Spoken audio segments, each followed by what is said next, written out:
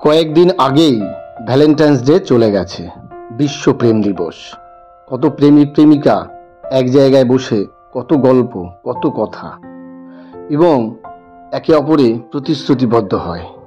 কিন্তু অনেক সময় দেখা যায় ভাগ্যের ফেরে সেই প্রেমিক যুগলের আর বিয়ে হয় না। দুজনার পথ আলাদা বেছে নেয়। একজনের বিয়ে হয় অন্যজনের সাথে, আর অন্যজনের বিয়ে হয় আরেকজনের সাথে।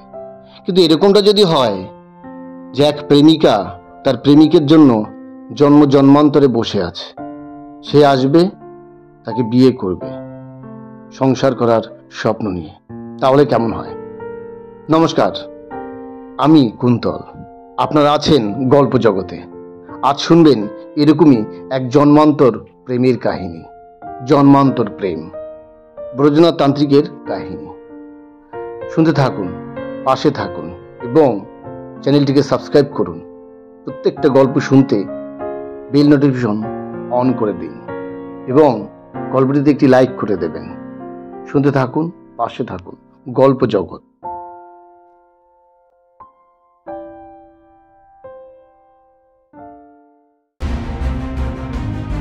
আমাকে আমাকে মেরো না, মেরো না, আমাকে মেরো না, আমাকে মেরো না, আমাকে ক্ষমা করো। আমি আর কোনোদিন বসন্তের কাছে কখনো আসবো না।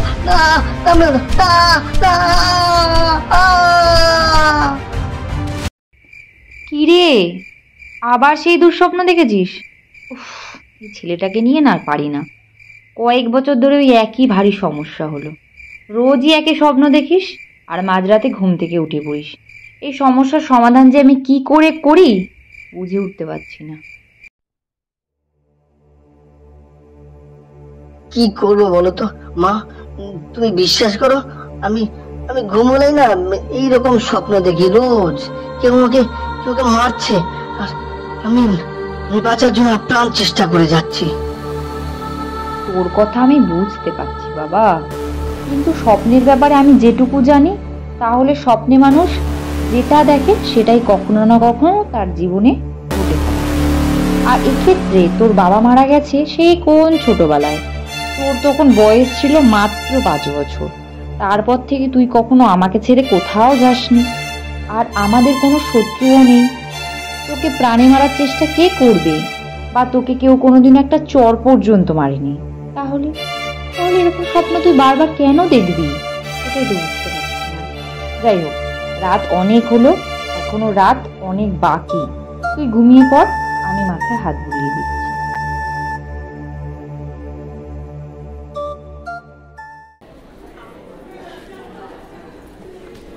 এতক্ষণ ধরে আমাকে সমস্ত ঘটনাটা বলল দেবাশিস সামন্ত। সবাই ওকে দেবু বলে ডাকে। আর আমাকে চিনতে পারছেন? আমি আবির, ব্রজমোহনের একনিষ্ঠ ভক্ত শ্রোতা। আমাদের অফিসেই কাজ করে দেবু। ও আমাকে আবার বলল, জানো আবিরদা, আমি পড়াশোনা শেষ করলাম, এই অফিসে চাকরি করছি, অথচ এখনো মায়ের সাথে ঘুমাই, শুধুমাত্র এই একটা কারণে। কিন্তু কেউ যদি শোনে এই বয়সেও মায়ের সাথে ঘুমাই, লোকে নিন্দা করবে বলো? আরে দূর, লোকের কথা এত ভাবছিস কেন? আর তাছাড়া মায়ের সাথে ঘুমানো কত ভালো জানিস? আমার মা সে কবেই আমার ছেড়ে চলে গেছে, আর ইচ্ছে থাকলেও না মাকে দেখতে পাই না রে। মা সমস্ত বিপদ থেকে আগলে রাখে রে বোকা। এসব নিয়ে কখনো কিছু ভাববি না। সে নয় ভাববো না, এদিকে আবার মা বিয়ের জন্য মেয়ে দেখেছে। আরে তাই নাকি? এ তো খুব ভালো কথা। কদিন পর বউ চলে এসে ব্যাস, আর কোনো চিন্তা নেই। তবে তোর স্বপ্নের ব্যাপারটা আমার একটু ভাবাচ্ছে। সেটাই তো বলছি, কি করা যায় বলো তো? আচ্ছা, যার সাথে বিয়ে ঠিক করেছে তোর মা, তা তাকে এই ব্যাপারটা বলেছিস? মানে তার সাথে এই ব্যাপারে কোনো আলোচনা করেছিস? হ্যাঁ করেছি, ও সব শুনে বলল। শোনো দেবু, বিয়ের আগে অনেক মানুষের অদ্ভুত সব বাতিক থাকে, কিন্তু বিয়ে হয়ে গেলে দেখা যায় সব ঠিক হয়ে গেছে। তাই বলছি, এসব নিয়ে কিছু চিন্তা ভাবনা করো না। আমাদেরও বিয়ে হয়ে গেলে সব ঠিক হয়ে যাবে। বেশ, মেয়েটা কথাটা খুব একটা খারাপ বলেনি, তবুও আমার মনে হয় বিয়ের আগে সব ঠিক করে নেওয়াই ভালো, বুঝলি? তাই বলছি, তুই রবিবার মেয়েটাকে নিয়ে আমার বাড়ি আয়। তোর বৌদির হাতে রান্নাও খেতে পারবি, আর একটু তোদের নিয়ে ঘুরতে যাব। হ্যাঁ, কোথায় ঘুরবো? এখন সেটা বলছি না, তোদের দুজনকেই একজনের কাছে নিয়ে যাব। সে অনেক কিছু জানে। তোর এই সমস্যার কথা বললে আশা করি সে কোনো না কোনো সমাধান ঠিক বার করতে পারবে।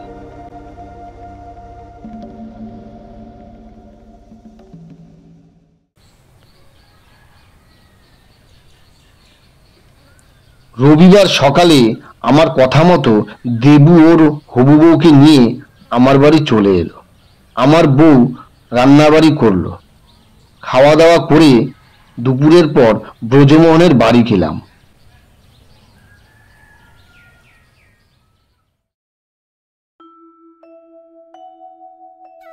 ব্রজমোহন আমাদের দেখে খুব খুশি হলো।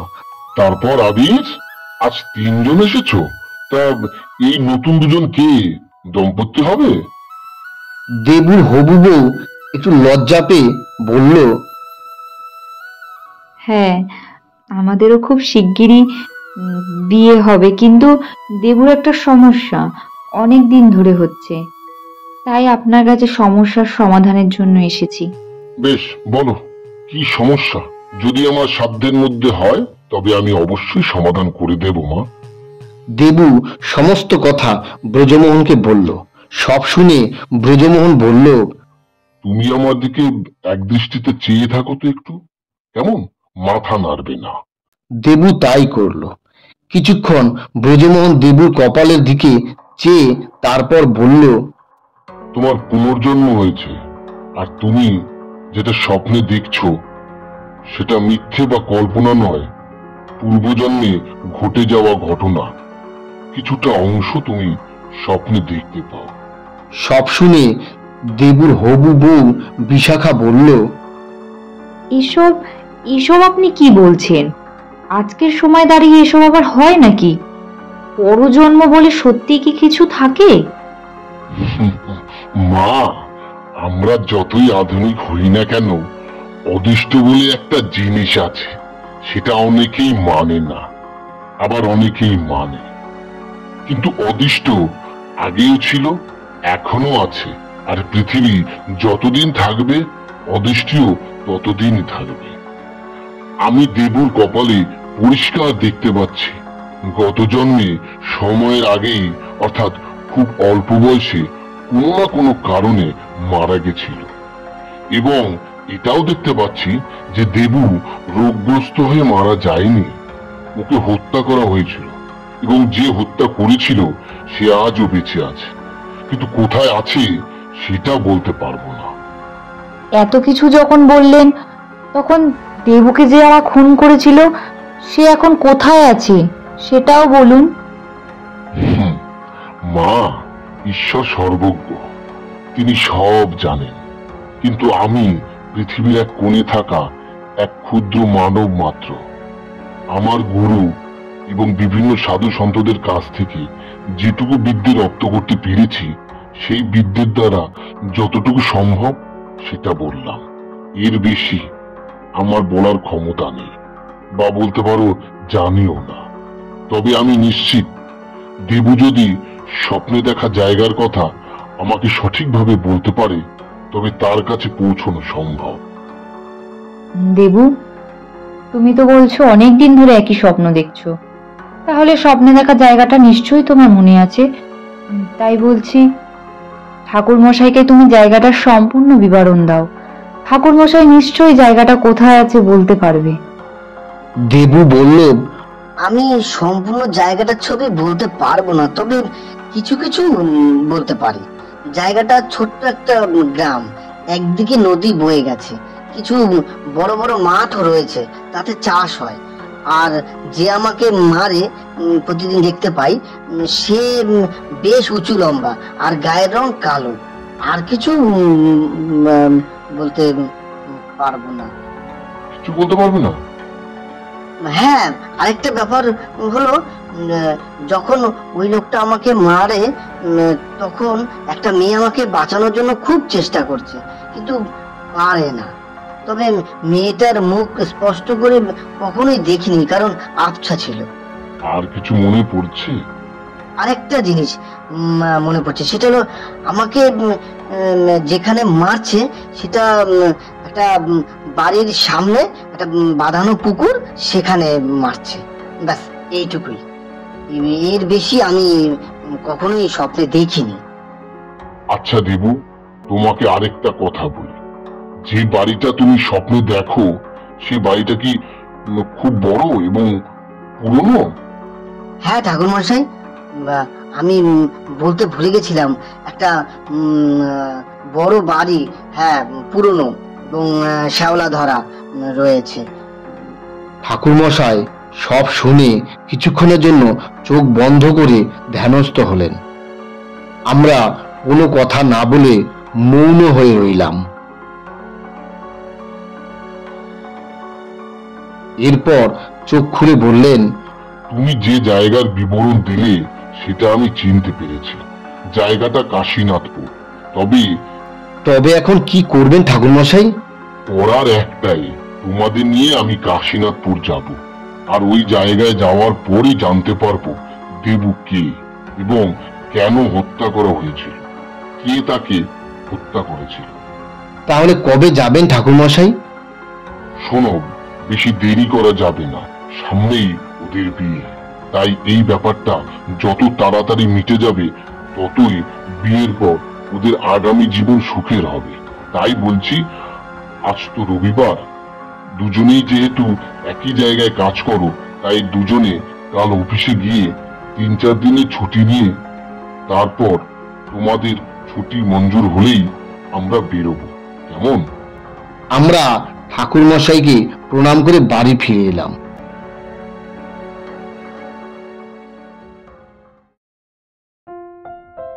পরদিন ব্রজমোহনের কথা মতো আমি আর দেবু 4 দিনের জন্য ছুটি নিলাম।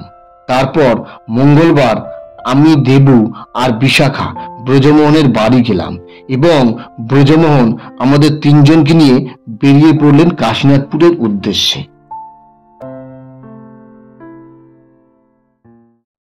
আমরা প্রথমে ট্রেনে করে হরিপুর স্টেশনে গিয়ে নামলাম।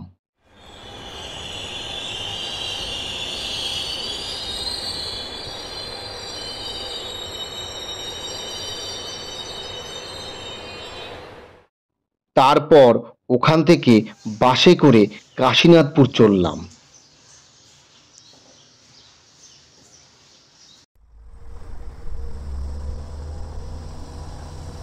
বাসে যাবার সময় ব্রজমোহন বললেন, শোনো দেবু, তুমি যে বিবরণ আমাকে দিয়েছ তা যদি নির্ভুল হয়, তাহলে তোমাদের নিয়ে যেখানে যাচ্ছি, অর্থাৎ কাশীনাথপুরই সঠিক জায়গা।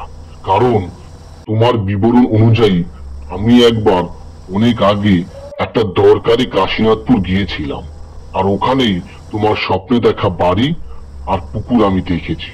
অবশ্য ওই বাড়িতেই আমাকে ডাকা হয়েছিল। যাই হোক, এখন দেখার তোমার স্বপ্নে দেখা বাড়ি সত্যি আমার চেনা কিনা।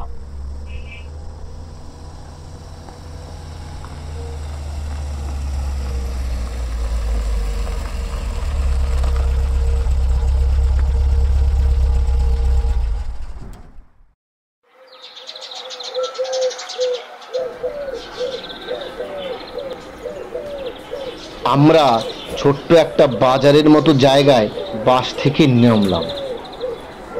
ব্রজমোহন একটা ভ্যান চালককে বলল, এই যে খোকা, বদ্রীনাথ সরকারের বাড়ি চেনো? ভ্যান চালক সাথে সাথে বলল, হ্যাঁ গো ঠাকুর কর্তা, খুব ভালো কইরা চিনি। ওই বড় একখান বাড়ি আর বাদানো একটা বড় পুষ্কানি আছে, সেই বাড়ির কথাই কইতাছেন তো? তুমি ঠিকই বলেছ খোকা, ওই বাড়িতেই আমাদের নিয়ে চলো। আমরা সবাই ভ্যানে উঠে বসলাম। ছেলেটা চালাতে শুরু করলো।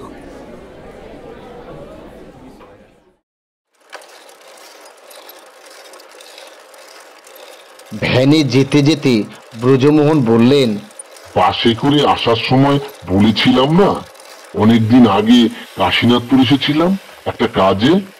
এখন তোমাদের সেটাই বলি, কারণ যে বাড়িতে আমরা যাচ্ছি সেখানে যেতে বেশ কিছুটা সময় লাগবে। তাই ভাবলাম অনেকদিন আগে এখানে আসার কারণটা বলি, তাহলে সময়টা তোমাদের গল্প শুনতে শুনতে কেটে যাবে। হ্যাঁ, ঠিক বলছেন। দূরের পথ যখন, তাহলে গল্প শুনেই সময়টা কাটুক। শোনো তবে।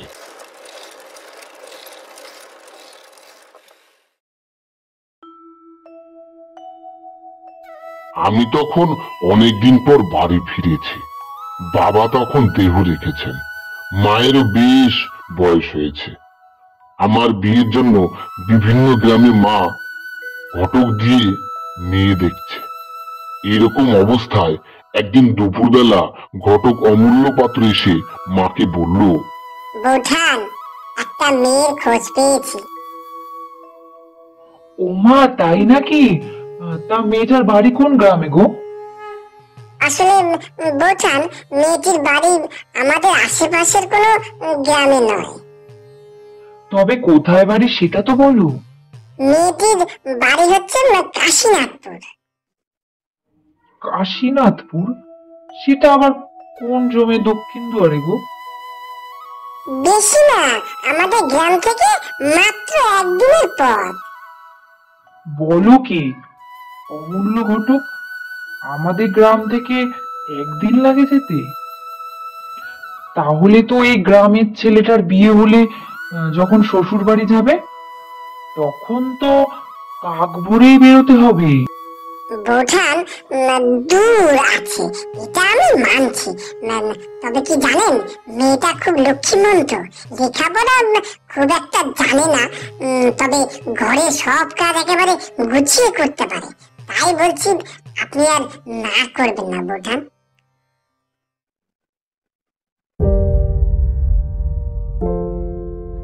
বেশ, তুমি যখন এত করে বলছো তখন আর না করলুম না। তবে কি জানো, আমি তো মা। ছেলেটা আমার যখন শ্বশুর বাড়ি যাবে তখন আমার খুব চিন্তা হবে। সারাদিন রাস্তায় কি খেলো, ঠিক মতো শ্বশুর বাড়ি পৌঁছলো কিনা, পথে কোনো অসুবিধা হয়েছে কিনা, এসব তো ছেলেটা আমাদের বাড়িতে না আসা পর্যন্ত জানতেই পারবো না। তাই আর কি কুতকুত করছে। তবে তোমাকে অনেক ধন্যবাদ। আমার ব্রজর শেষমেশ তুমি একটা হিল্লে করে দিলে। আমি তো ভেবেছি আমি বেঁচে থাকতে বোধহয় আর ব্রজের বউ নিজের চোখে দেখে যেতে পারবো না, কিন্তু তোমার দৌলতে আমার সেই আশাটাও পূরণ হলো। তাহলে বৌঠান, মেয়ের বাড়ির লোককে আপনাদের বাড়িতে আসতে বলি, ওরা ব্রজকে দেখে যাক। সবই বুঝতে পারছি ঠাকুরপো, কিন্তু তুমি তো আমাদের অবস্থা ভালোভাবেই জানো। তাই বলছি, মেয়ের বাড়ির লোক আমাদের বাড়ির লোক আর দুই গ্রামে যাওয়ার দরকার নেই। তাছাড়া তুমি যা বলছো তাতে তো আমাদের বাড়িতে মেয়ের বাড়ির লোক আসলে বিনা দিনে যেতে পারবে না। আর রাতে এতগুলো মানুষকে থাকতে দেওয়ার মতো অবস্থা নেই আমাদের। তাই তুমি বরং একেবারে বিয়ে পাকা করে দাও। আর আমি জানি তুমি আমার ব্রজের জন্য উপযুক্ত মেয়েই আনবে, সে ভরসা আমার তোমার উপরে আছে ঠাকুরপো। আর আর যদি ব্রজের কথা বলো, তাহলে তাহলে বলি, ব্রজেকে তুমি ছোট থেকেই জানো। ও মা অন্ত প্রাণ, আমার পছন্দ নেই, ওর পছন্দ হবে। তাহলে আমি একেবারে বিয়ের দিনক্ষণ পাকা করে আপনাকে জানাচ্ছি, এর নাম নেবেন।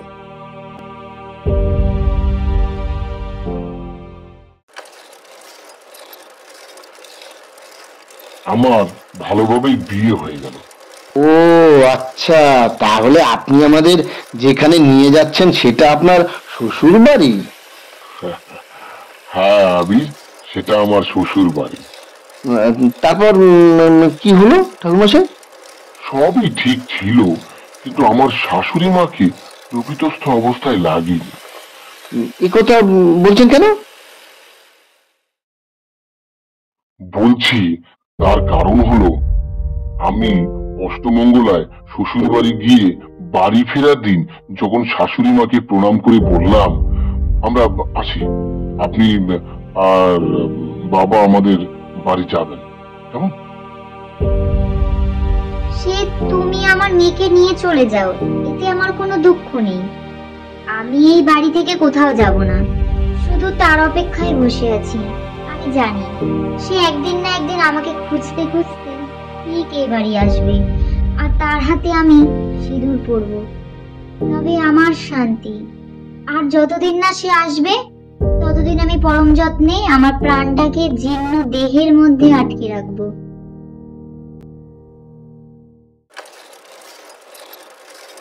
ঠাকুরমশাই, আমার মনে হয় আপনার শাশুড়ির মাথায় কোনো সমস্যা হয়েছিল, তাই এসব আবোল তাবোল কথা বলছিল। হতে পারে, তবে কথাগুলো শুনে আমার অন্য কিছু মনে হয়েছিল। কি মনে হয়েছিল? সে কথা যদি বলো তবে এটাই বলবো যে কথাগুলো পাগলের প্রলাপ মনে হচ্ছিল না, কথাগুলোর অন্য মানে আছে, সেটা আমি আজও বের করতে পারিনি।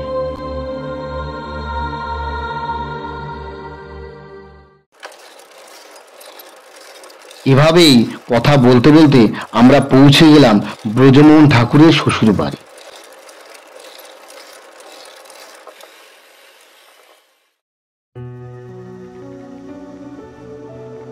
বাড়িটা বেশ বড়, দেখে মনে হচ্ছিল কোনো এককালে বেশ ভালো অবস্থা ছিল, তবে আজ আর তেমন অবস্থা নেই।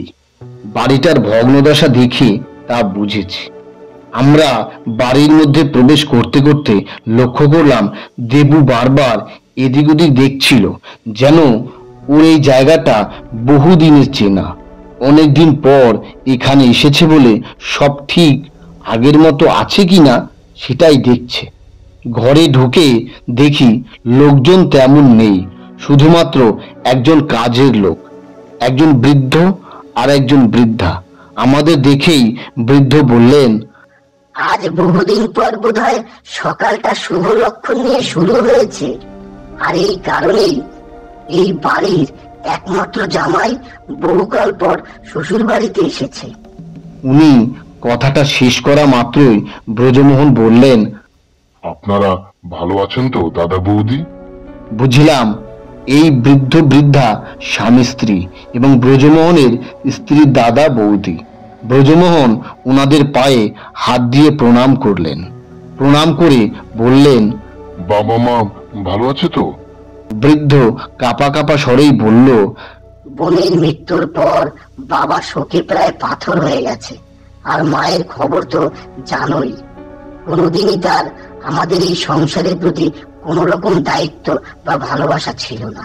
দিনরাত শুধু একই কথা বলে চলে, সে আসবে, অবশ্যই আসবে। আমি তার হাত থেকে সিঁদুর করে দেহত্যাগ করব। কে আসবে, কার হাতে আবার বাবা বেঁচে থাকতেও নতুন করে সিঁদুর পড়বে, শুধুমাত্র মাই বলতে পারবে। তবে আমার মনে হয় তোমার আসার অপেক্ষাতেই বাবা মা দুজনেই শরীরের মধ্যে প্রাণবায়ু এখনো আটকে রেখেছে। যাই হোক, তুমি আর তোমার এই সব বন্ধু সবাই মিলে হাত মুখ ধুয়ে নাও, রাত হতে চলল। আমি খাবার দিতে বলি। ভোলা, জামাই আর তার বন্ধুদের খাবারের ব্যবস্থা কর।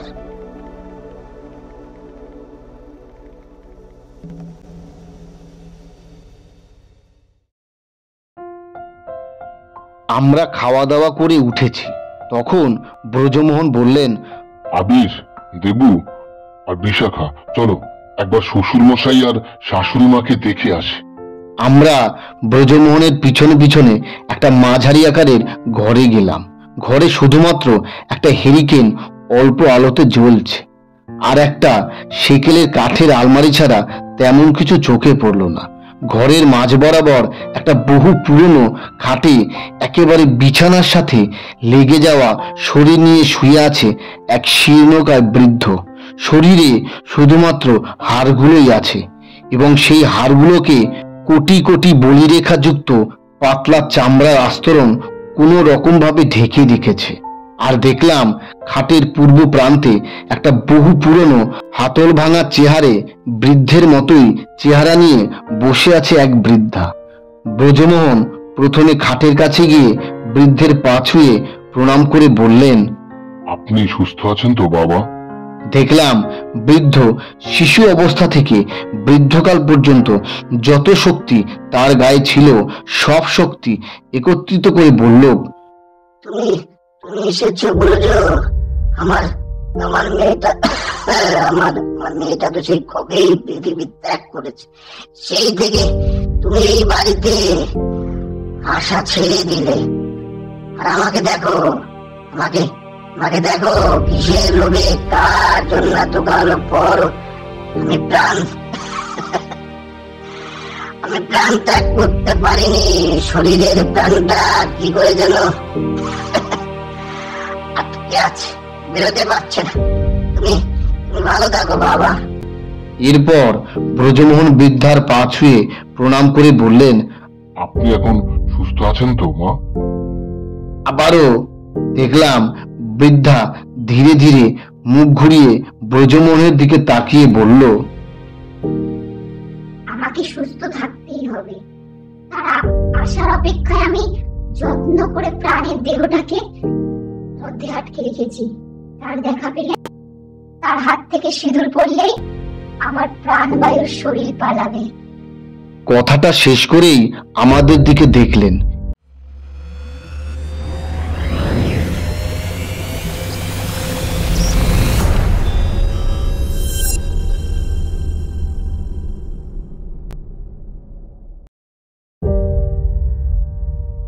এবং ওনার চোখ দেখেই মনে হলো বৃদ্ধা বোধহয় আমাদের তিনজনের কাউকে কোনোভাবে অনেক আগে থেকেই চেনেন। এরপর ধীর পায়ে আস্তে আস্তে দেবুর কাছে এসে দেবুকে ধরে বললেন, তুমি আমাকে চিনতে পারছো দীপঙ্কর? আমি কিন্তু তোমাকে ঠিক চিনেছি। দেখো, তোমার হাতে সিঁদুর পরার জন্য আজও আমার প্রাণকে দেহের মধ্যে আবদ্ধ করে রেখেছি। আমাকে চিনতে পারছো না? তুমি ভালো করে দেখো, আমি তোমার বাসন্তী।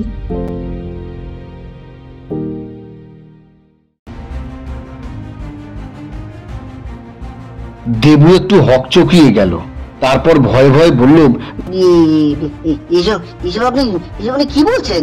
আমার নাম দীপঙ্কর না, দেবাশিস। আর বাসন্তী নামে আমি আমি কাউকে চিনি না। আর আপনাকে তো এই প্রথমবার দেখলাম। ব্রজমোহন বললেন, মা, আপনি বিশ্রাম নিন, কাল সকালে আপনার সাথে আবার কথা বলবো। আমরা এখন ঘুমোতে যাই। ব্রজমোহন আমাদের নিয়ে ওই ঘর থেকে বেরিয়ে এলেন।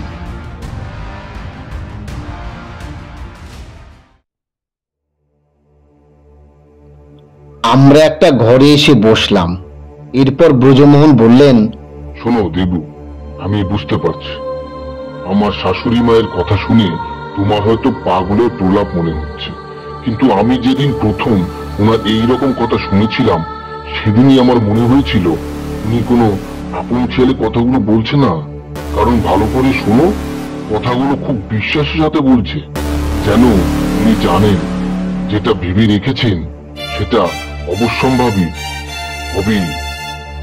যাই হোক, আমরা এখানে কয়েকটা দিন থাকলেই বুঝতে পারবো ওনার কথাগুলো নিছকই মনের কল্পনা নাকি দিন রাতের মতো দৃঢ় সত্য। এখন তোমরা যে যার মতো শুয়ে পড়ো।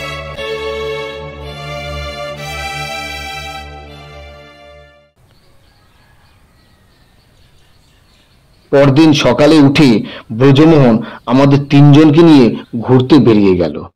কিন্তু অদ্ভুত ব্যাপার, আমার, বিশাখার, ব্রজমোহনের এলাকাকে নতুন মনে হলেও দেবুর কাছে নতুন মনে হলো না।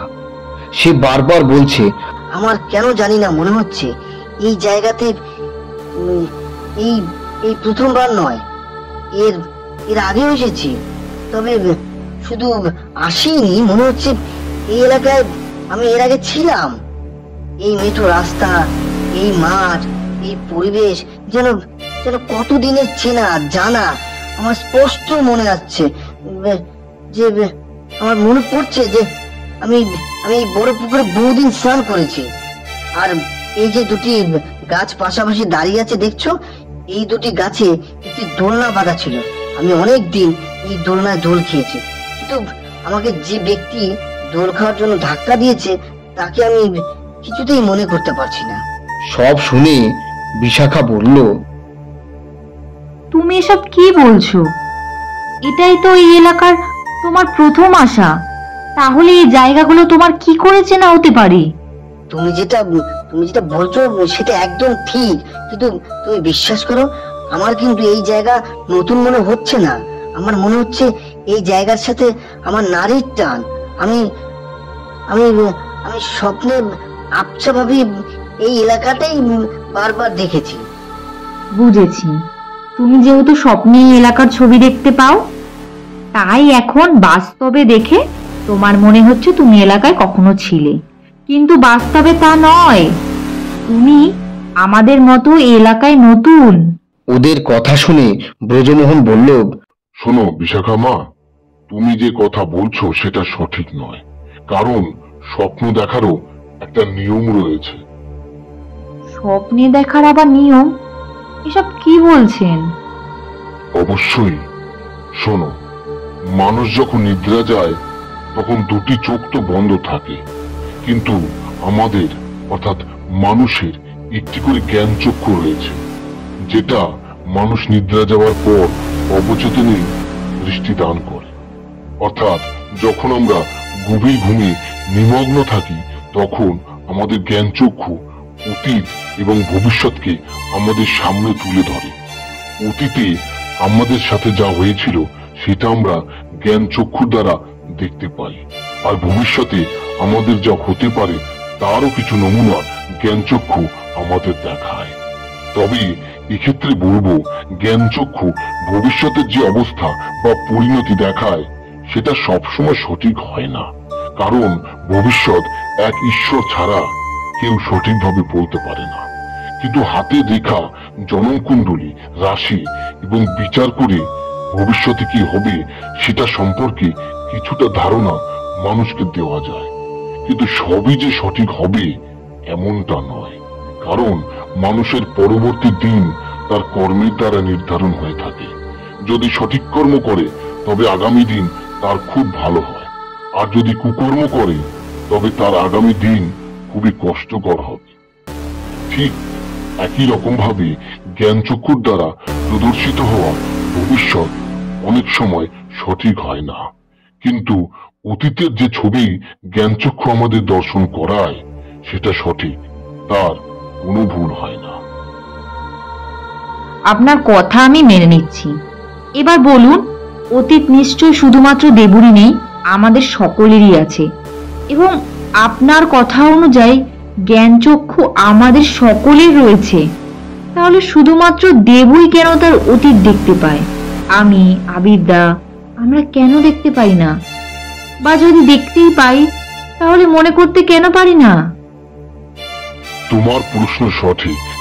আমাদের প্রত্যেক মানুষেরই অতীত রয়েছে, তার সাথে জ্ঞান চক্ষু।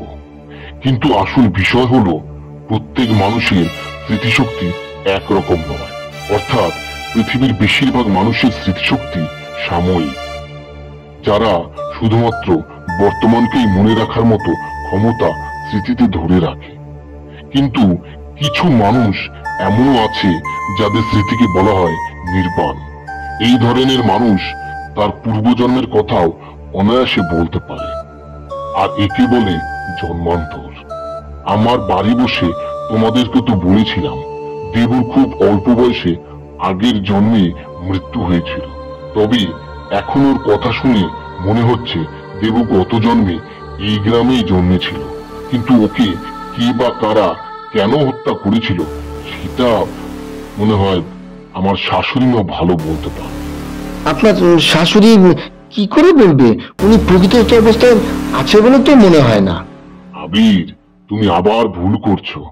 আমার শাশুড়ি মা কোনো কিছুর আশায় বুক বেঁধে রয়েছে, আর এটা তার অলিক কল্পনা নয়, পুরোটাই বাস্তব। তা না হলে তুমি ভাবো, আমার বয়স 90 ছাড়িয়েছে, তাহলে আমার শ্বশুর আর শাশুড়ির বয়স কত হবে? কোনো মানুষের পক্ষে এতদিন বেঁচে থাকা সম্ভব নয়। আর যদি বলো অনেকেই দীর্ঘদিন বেঁচে থাকে, তাহলে বলবো হ্যাঁ, অবশ্যই বাঁচে, তবে সেটা সংসার ধর্ম পালন করে নয়, ধ্যান যোগের মাধ্যমে। আর আমার শ্বশুর শাশুড়ি কোনোদিন ভগবানের নাম উচ্চারণ করেছে বলে তো আমার মনে হয় না। দীক্ষা নেওয়া তো অনেক পরের কথা। এই সংসারের মধ্যে থেকেও এত বছর জীবিত আছে। তোমার কি মনে হয় এটা শুধুমাত্র কাকতালীয় সাধারণ কোনো ঘটনা? না আপিস, এটা কোনো সাধারণ ঘটনা নয়। আমার মনে হয় ওনারা দুজনে কোনো দৃঢ় সংকল্প নিয়ে বেঁচে আছেন এবং মনে মনে করা সংকল্প পুরো না হওয়া পর্যন্ত ওনাদের মৃত্যু হবে না, বা বলতে পারো ওনাদের প্রাণ দেহ ত্যাগ করবে না। চলো শাশুড়ি মাকে জিজ্ঞেস করি উনি দেবুকে দেখে কেন কাল রাতে ওই রকম ব্যবহার করলেন, আর দেবুকে উনি কি করে চেনেন, ওনাকে নতুন করে আর কেউ কেন সিঁদুর পরাবে যার জন্য উনি আবার অধীর আগ্রহ করছে এবং এতদিন ধরে বসে আছেন। আমরা সবাই ব্রজমোহনের শ্বশুর বাড়ি গেলাম।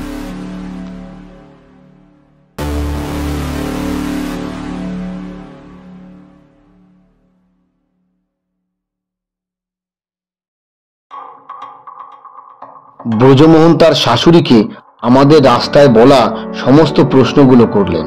ব্রজমোহনের শাশুড়ি দেবুকে ধরে বললেন, তুমি কি সত্যি আমাকে চিনতে পারছো না? আমি যে তোমার বাসন্তী, আর তুমি আমার ভালোবাসার দীপঙ্কর। তুমি এই গ্রামেই জন্মেছিলে। তোমার বাবার নাম ছিল দীনবন্ধু ঘোষাল, আর মায়ের নাম শতরূপা। আর আমার বাবার নাম বিবেক রঞ্জন সান্যাল, আর আমার মায়ের নাম ছিল কমলিনী। ছোট থেকেই তুমি আমি বন্ধু ছিলাম।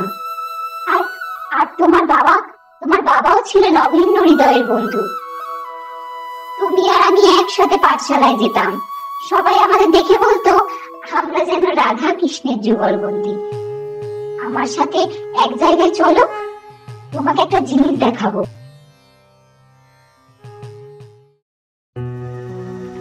ব্রজমোহনের শাশুড়ি দেবুকে ধীর পায়ে সেই জোড়া গাছ দুটোর কাছে নিয়ে গিয়ে বলল, ভালো করে দেখো এই গাছ দুটোকে। এখানে একটা দোলনা ছিল যেটা তুমি নিজ হাতে টানিয়ে দিয়েছিলে। একদিন তুমি আমি দুজনে একসাথে এখান থেকে যাচ্ছিলাম, হঠাৎ গাছ দুটোকে দেখে আমি তোমাকে বললাম, এই শোন না, দেখ গাছ দুটোকে কি সুন্দর পাশাপাশি, ঠিক তোর আর আমার মতো। তা কি করবি ভাবছিস? এই গাছ দুটোর মতো তুই আমার পাশে দাঁড়িয়ে থাকবি? আরে ধুর, আমি কি তাই বলেছি নাকি? তাহলে কি বলতে চাইছিস সেটা তাড়াতাড়ি বল। প্রায় সন্ধে হয়ে এলো, এরপরে আর দেরি করলে না মার একটাও নিচে পড়বে না। চুপ কর তো, সব সময় শুধু তোর তাড়া। আমি বলছি যে কালকে তুই আর আমি এসে এই গাছ দুটোকে সাথে একটা দোলনা বাঁধবো, তারপর আমি দোলনায় বসবো আর তুই আমাকে ধাক্কা দিয়ে দোল খাওয়াবি। বাহ, খুব ভালো। আমি তোকে শুধু ধাক্কা দিয়েই যাব আর তুই দোল খেয়েই যাবি, তাই না? কত আরাম। আরে তুইও না, আমি শুধু একা দোল খাবো নাকি? আমার দোল খাওয়া হয়ে গেলে তুইও দোলনায় বসবি আর আমি তোকে ধাক্কা দিয়ে দোল খাওয়াবো। আর যখন দুজনেরই দোল খাওয়া হয়ে যাবে তখন একসাথে দুজনে দোল খাবো, ঠিক আছে?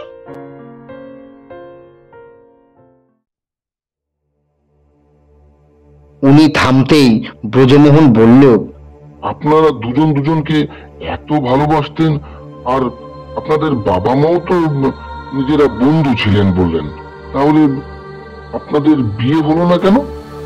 একটু চুপ থেকে ব্রজমোহনের শাশুড়ি বললেন, বিয়েটা হয়নি তোমার শ্বশুর মশাইয়ের জন্য।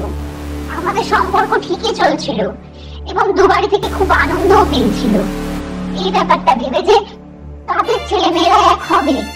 কিন্তু বৎসা দলের ওই গ্রামের জমিদার বীরেন্দ্র সরকারের একমাত্র ছেলে বদ্রীনাথ সরকার।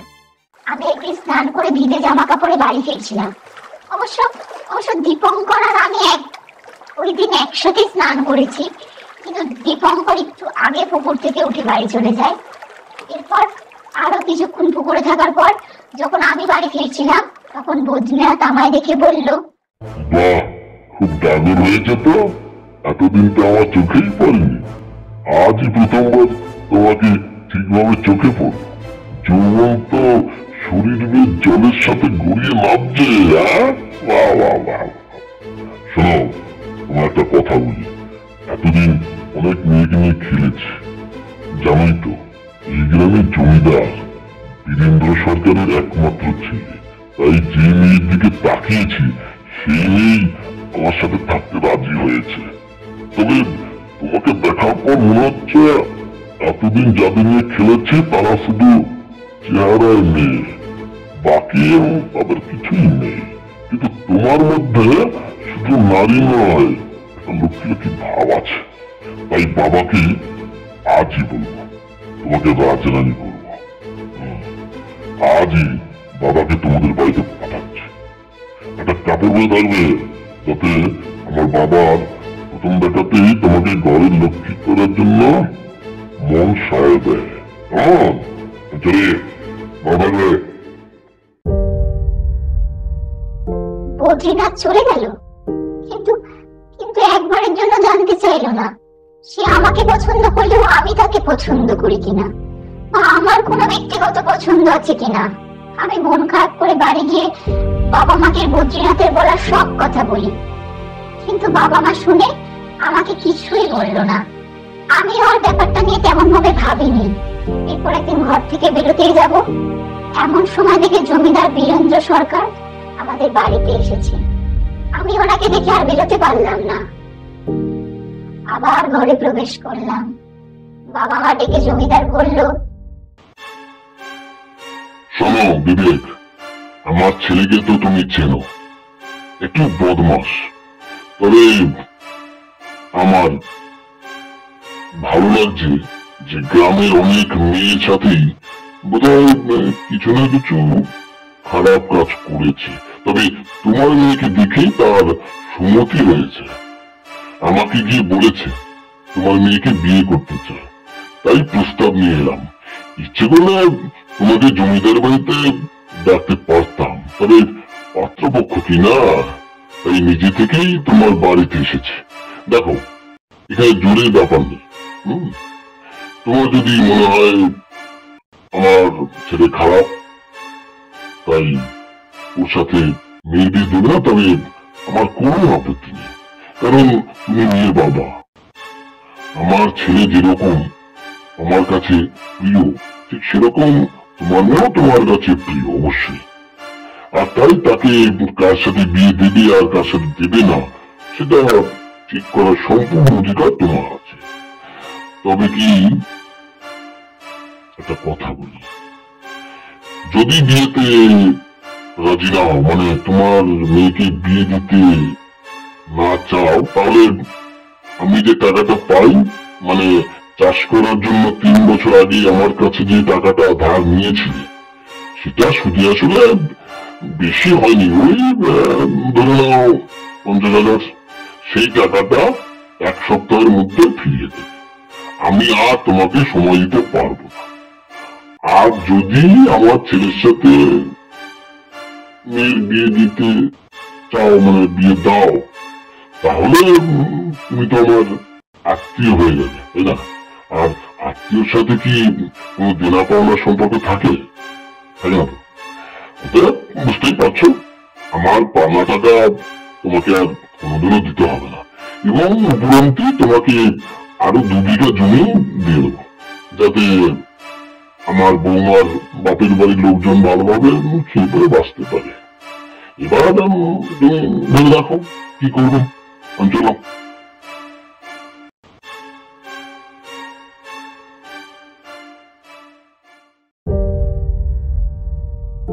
আমি দরজার আড়াল থেকে দেখলাম বাবা একজন অপরাধীর মতো মুখ নিচু করে বসে আছে।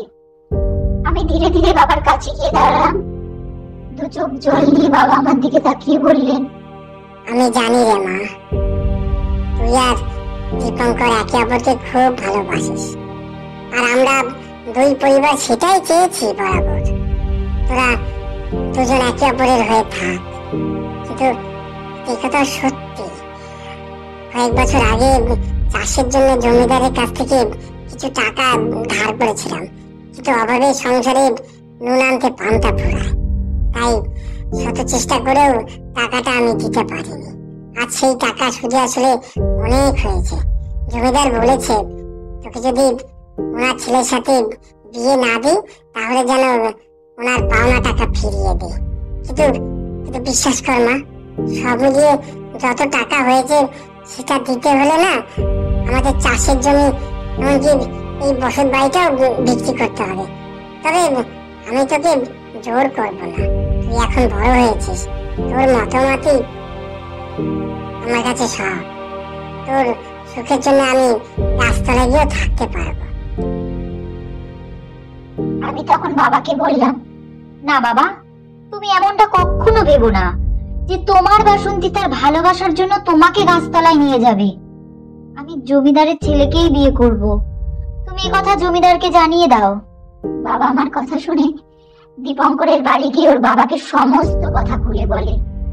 তা শুনে দীপঙ্করের বাবা দীনবন্ধু কাকা বললেন, তুমি মিথ্যে মন খারাপ করছো। আরে জন্ম মৃত্যু বিয়ে 3 বিধাতা নিয়ে, এটা তো শাস্ত্রেই বলা আছে। তাই আমরা বা আমাদের ছেলে মেয়ে যতই চাক না কেন, কার কোথায় কার সাথে বিয়ে হবে সেটা ঈশ্বর ঠিক করতে লেগেছে। তুমি আমি নই, আর চিন্তা করো না। তোমার মেয়ের সাথে আমার ছেলের বিয়ে হচ্ছে না বলে তোমার আমার বন্ধুত্ব থাকবে না তা নয়। তুমি আমি অভিন্ন হৃদয়ের বন্ধু, এটা চিরকাল থাকবে। তুমি আমি যতদিন বেঁচে থাকবো ততদিনই থাকবে। কেমন? তুমি তোমার মেয়েকে জমিদারের ছেলের সাথে বিয়ে দাও, যাও, কোনো চিন্তা করো না। বাবা নিশ্চিন্ত হয়ে বাড়ি ফিরে আমার বিয়ের প্রস্তুতি করলেন। ভালোভাবে আমাদের বিয়ে হয়ে গেল।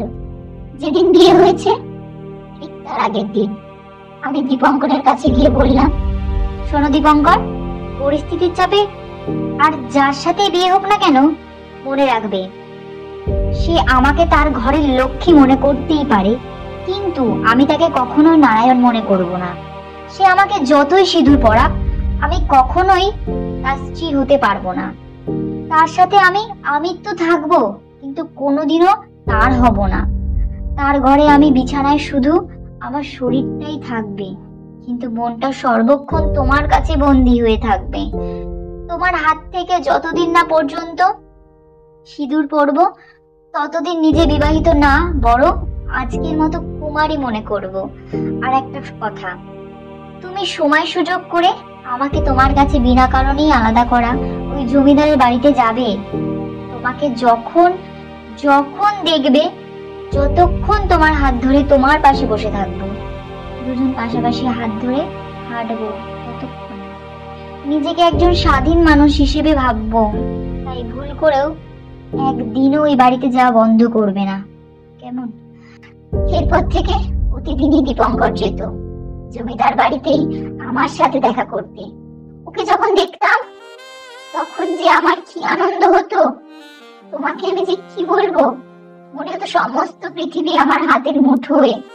আমি আর দীপঙ্কর পুকুরের চাতালে বসে ঘন্টার পর ঘন্টা কাটিয়ে দিতাম। মনে হতো সময় যেন গেছে।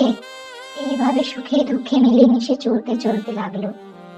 হঠাৎ একদিন বসে আছি, এমন সময় বদ্রীনাথ কিছু লাঠিয়াল নিয়ে আমার কাছে এসে বলল,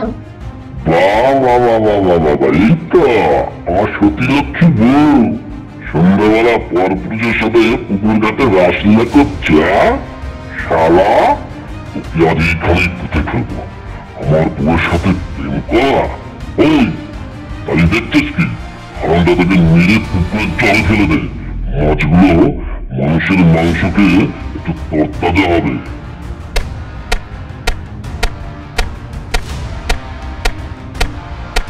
আমাকে মেরো না, আমাকে মেরো না, আমাকে ক্ষমা করো। আমি আর বাসন্তীর কাছে কখনো আসবো না। না না না না, আমরা না।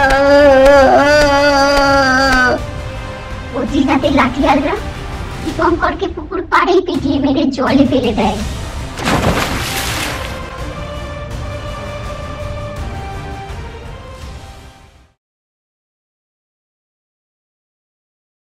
আচ্ছা মা, তারপর কি হলো? আমি বলছি বাকি কথা, আমি তোমাদের সব কথা বলবো। দেখলাম ব্রজমোহনের শ্বশুরমশাই কোনো রকমে লাঠিতে ভর দিয়ে আমাদের কাছে এসে বলল, আমার শরীরে জমিদারের রক্ত বইছে, তাই যৌবনে মানুষকে মানুষ বলে মনে করতাম না, বিশেষ করে নারীদের। আমি খেলার পুতুল মনে করতাম, ভাবতাম ওদের আবার কিসের সম্মান, কিসের মান? ওরা তো কেবলমাত্র পুরুষ মানুষের রান্না করার আর বিছানায় সঙ্গ দেওয়ার নগণ্য প্রাণী মাত্র।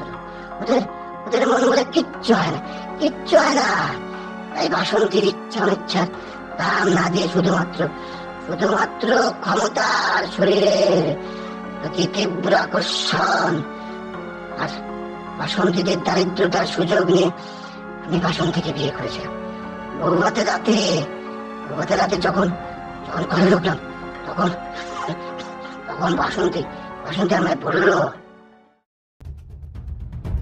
আপনাকে একটা কথা পরিষ্কার ভাবে আমি জানিয়ে দিতে চাই, আপনি আমার কোনো ইচ্ছে না জেনে শুধুমাত্র নিজের দাম দিয়ে আমাকে বিয়ে করেছেন। তাই আমি আপনাকে আমার স্বামী হিসেবে মানি না, বা যতদিন বাঁচবো মানবও না।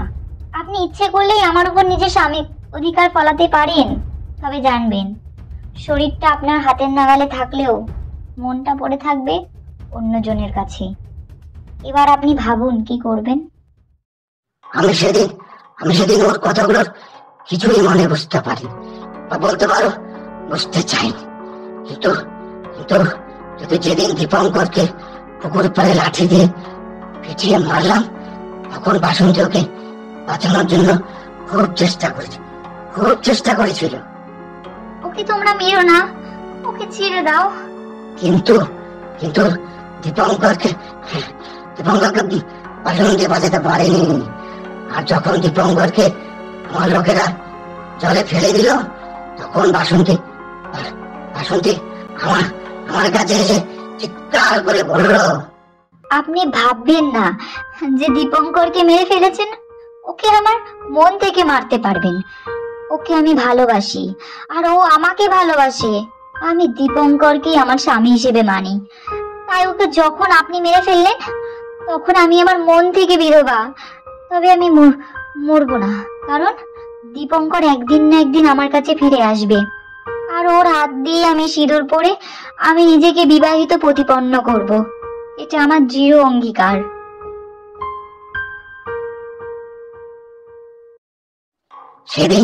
সেদিন আমি বুঝিনি ভালোবাসার কত শক্তি, কত ক্ষমতা, কারণ আমি নিজে ভালোবাসতে পারিনি, কাউকে ভালোবাসিনি। সবসময় মানুষের খেয়ালনা মনে করেছি। কিন্তু ধীরে ধীরে বুঝতে পারলাম, আমি যতই বাসন্তীর কাছে যেতাম, কখনোই ওকে স্বাভাবিকভাবে দেখিনি। আমার বারবার মনে হতো ওর কথা ওর বলা কথাই সঠিক। ওর শরীর থেকে তো বহুবার স্পর্শ করেছে, কিন্তু প্রতিবারই মনে হয়েছে যেন রক্ত মানুষের শরীর না, একটা পাথর টুকরোকে আদর করছে, জড়িয়ে ধরেছে। এই শরীরের মতো কোনো প্রাণ নেই। ক্ষমতার দ্বন্দ্ব ওকে ওর ভালোবাসা থেকে বঞ্চিত করেছে। তাই ধীরে ধীরে আমাদের জমিদারি শেষ হয়ে গেল। আমরা একরকম বিক্রিতে পরিণত হলাম। বাবা কঠিন রোগে মারা গেলেন, মাকে কলেরায় খেলো। আমার কঠিন ব্যাধি হলো সমস্ত শরীর অভিজ হয়ে গেছে, কিন্তু আমার মৃত্যু হলো না। কোথায় আমার পাপের স্বীকারোক্তি আর বাসন্তীর জীবনের শেষ ইচ্ছে দেখার জন্য, ওর শেষ ইচ্ছে পূরণ হয় কিনা সেটা দেখার জন্য ভগবান দেহ থেকে প্রাণ নিষ্কাশিত করেনি। এত কথা শুনে তোমার কিছু মনে পড়েছে খোকা? আমরা প্রত্যেকেই শুধু নির্বাক হয়ে দেখলাম দেবু ব্রজ ঠাকুরের শাশুড়িকে জড়িয়ে ধরে বলছে, আমার সব মরে পড়েছে। তুমি ঠিকই বলেছ। আমি তোমার দীপঙ্কর, আর আমার না পাওয়া তুমি বাসন্তী। হ্যাঁ। বিশাখা ধীর গতিতে দেবুর কাছে গিয়ে বলল, এখানে তো সিঁদুর নেই, তুমি বরং আমার চুলের কাঁটা দিয়ে আঙুল কেটে রক্ত পরিয়ে দাও ওনাকে। এতকাল উনি তোমার হাতে সিঁদুর পরার জন্য পথ চেয়ে বসেছিল। রক্তের চেয়ে দামি সিঁদুর আর এই পৃথিবীতে কিছু নেই। দেবু বিশাখার কথা মতো বৃদ্ধা বাসন্তী দেবীকে নিজের আঙুল কেটে রক্ত পরিয়ে দিল। আর বৃদ্ধ বদ্রীনাথ হাসি হাসি মুখে বললেন, আজ আজ আজ এতকাল পর আমার আমার বাসন্তীর বিয়ে হলো। আমি দেখলাম, হ্যাঁ, ও ঠিক বলেছিল, ওর দীপঙ্কর একদিন ফিরে আসবে। হ্যাঁ, ফিরে আসবে, এসেছে এসেছে, ওর মনের আশা পূর্ণ হয়েছে। হ্যাঁ, সত্যি, ভালোবাসলে প্রতীক্ষার অবসান হয়। আজ বাসন্তী তোমার প্রতীক্ষার অবসান। আমি আমি চির শান্তি পেলাম বাসন্তী। আমি আমি বাসন্তী চির শান্তি। তুমি আর দীপঙ্কর, তুমি তুমি আমাকে তুমি আমাকে তোমরা দুজনে একত্রে আমাকে আমাকে ক্ষমা করো, আমাকে ক্ষমা করো, আমাকে পাপ থেকে মুক্ত করো, মুক্ত করো, মুক্ত করো। আমরা সবাই হাসি মুখে কিছু বলতেই যাব, অমনি দেখি বদ্রীনাথ মাটিতে পড়ে গেলেন। ওইদিকে বাসন্তী দেবীও দেবীর বুকে মাথা রেখে শেষ নিঃশ্বাস ত্যাগ করলেন। আমরা প্রত্যেকে দুজনার পায়ে প্রণাম করলাম। এরপর কয়েক ঘন্টার মধ্যে গ্রামের মানুষের সাহায্য নিয়ে ওনাদের অন্ত্যেষ্টিক্রিয়া করলাম। দুদিন পর আমরা বাড়ি ফিরে এলাম। কিন্তু আজও সেই অমর প্রেমের এক প্রেমিকার তার প্রেমিকের জন্য দীর্ঘ অপেক্ষার কথা স্পষ্ট মনে আছে।